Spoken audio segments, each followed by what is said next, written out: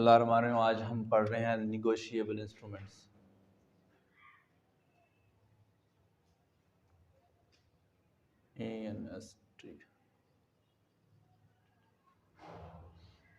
Negotiable instruments वो instruments होते हैं जो आप यानी कि फ़ाइनेंस में हो गया या अकाउंटिंग में। निगोशिएबल इंस्ट्रूमेंट वो इंस्ट्रूमेंट होते हैं जिसमें जो चीज़ें होती हैं वो ट्रांसफ़रेबल होती हैं, निगोशिएट होता है, यानी कि ट्रांसफ़रेबल होती है, आप कर सकते हैं, तब्दील कर सकते हैं, एक बंदा या दूसरे बंदा से तब्दील कर सकते हैं, इसे बोलते हैं निगोशिएबल इंस्ट्रूमेंट्स। इसमें अब क्या क्या चीज़ें ज़्यादा मेन इंपॉर्टेंट हैं वो हमारे पास होता है प्रॉमिसरी नोट,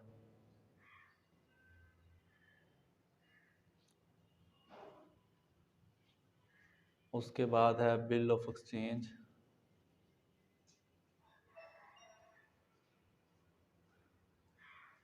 और वैसे तो चेक भी आता है, लेकिन प्रॉमिसरी नोट होता है इसमें ये होता है कि एक जो बायर होता है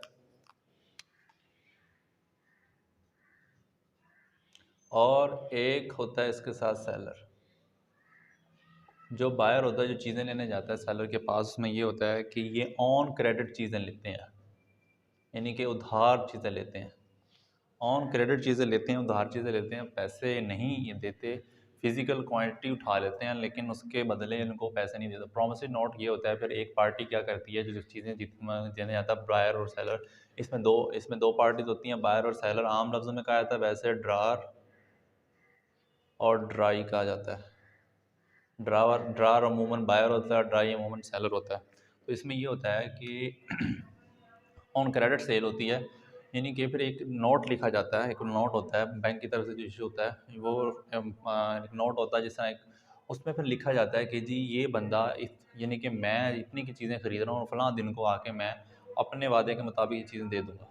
और इसमें सेलर का राज़ी होना ज़रूरी होता है, बायर ने तो लेना होता है, सेलर का राज़ी होना ज़रूरी होता है, इसको हम बोलते हैं प्रॉमिसरी नोट। और जो बिल ऑफ एक्सचेंज होता है इसमें तीन पार्टीज होती हैं,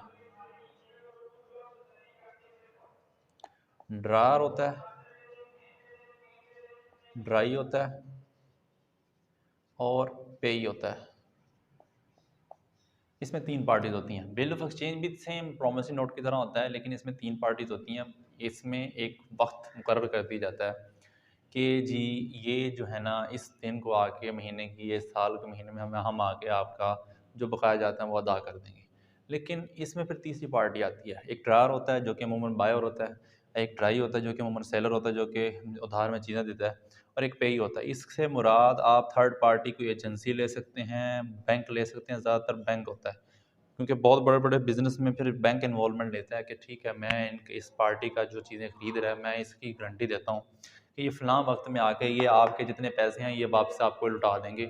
वो हो सकता है अगर वो फिर इसमें फिर मुख्तलिफ सिचुएशन होती हैं, इंटरेस्ट रेट आ सकता है, और इंटरेस्ट के साथ फिर कितना आपने ज़्यादा देना है, कम देना है, जो फिर उसमें उस सिचुएशन में फिर जो बैंक है वो एज एजेंसी के तौर पे